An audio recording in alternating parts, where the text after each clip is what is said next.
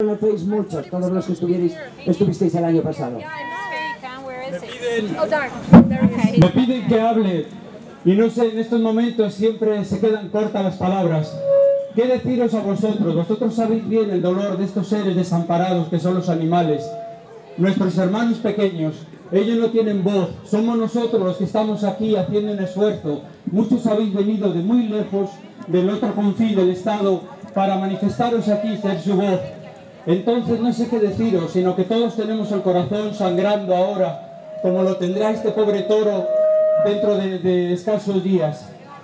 Decir también que esta gente que se divierte con la tortura de los animales, yo no sé qué puede pasar por su cerebro para no ver la sangre y la agonía de un ser vivo y seguir en nombre de lo que ellos llaman sacrosanta tradición, infligiendo horrorosos suplicios a seres que sienten el dolor igual que nosotros, los animales humanos.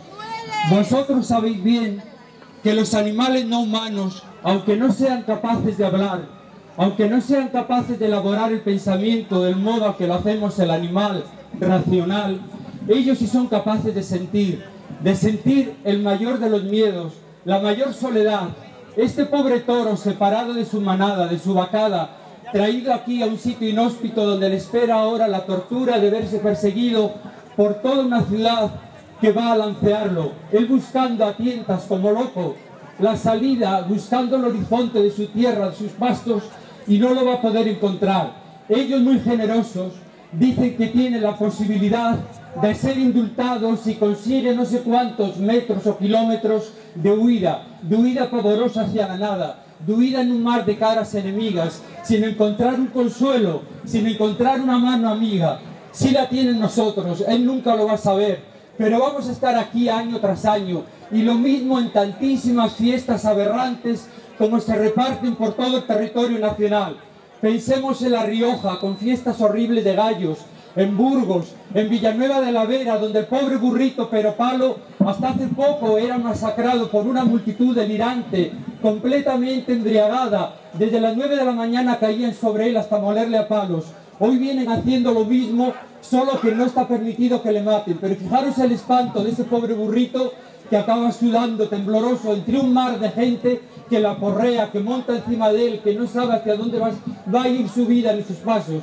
Pensemos también en el pobre toro de Coria, acribillado por dardos en todas sus partes, desde los ojos a los testículos, es todo un puro acerico de dardos. Esto se hace en nombre de la Virgen, de la tradición, como si las tradiciones fueran algo, las tradiciones malas que tuviéramos que soportar.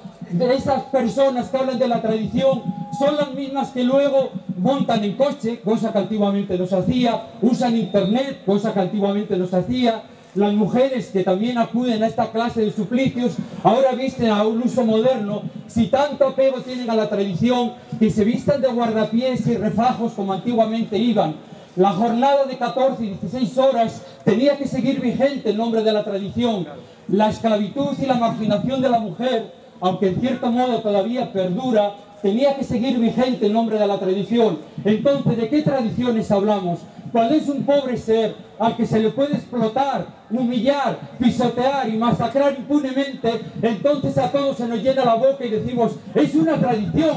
¿Qué sería nuestro pueblo sin estas tradiciones? Porque estos animales no pueden unirse, porque no pueden decir, ¡ay, me duele, me estáis haciendo daño! Ellos lo dicen con su mirada, con su cuerpo, implorando perdón.